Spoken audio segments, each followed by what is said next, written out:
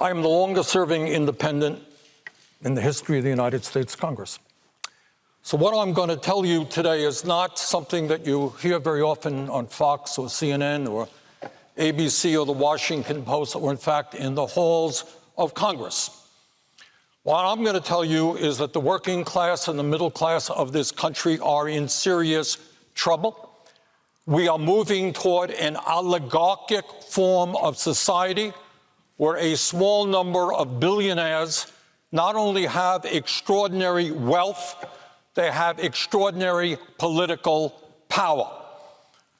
We are living at a time when half of our people are living paycheck to paycheck in the wealthiest country on earth, when 70 million Americans have no health insurance or are underinsured, when we have a starvation minimum wage at the federal level of $7.25 an hour, where half of the elderly workers, older workers in this country, have nothing in the bank as they fear retirement.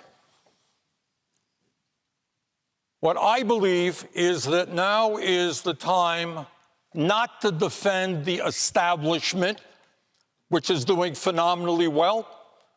When you have two people on top in America who own more wealth than the bottom 40%, two people, top 1% owns more wealth than the bottom 92%. CEOs of major corporations today are making 350 times more than their workers, and we have more income and wealth inequality than any time in American history. Now is the time for the American people to stand up, make it clear that enough is enough, and that we need a government that starts representing all of our people, not just wealthy campaign contributors. What does that mean? It means that we have to end a corrupt political system in which big money buys elections.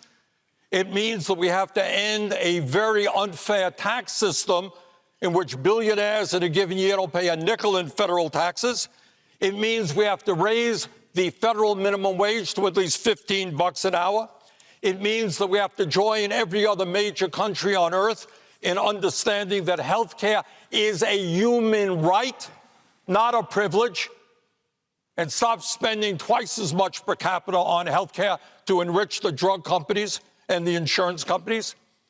It means that Medicare is going to have to negotiate prescription drug prices so that we can lower the cost of prescription drugs by 50%. It means that we cannot continue to be the only major country on earth not to have paid family and medical leave. It means that we have to restore the $300 tax credit so that we are not continuing to be a nation which has one of the highest rates of childhood poverty in the United States. It means that we have to expand Medicare to cover dental care, hearing aids, and eyeglasses so that elderly people in this country can live out their remaining years in dignity. And it means, among other things, that we cannot continue to ignore climate change, which is an existential threat to this planet. And obviously, given the tragedies that we have faced in the last month in terms of guns, we need serious and real gun safety legislation. Bottom line, let's create a government that works for all of us, not just the people on top. Thank you.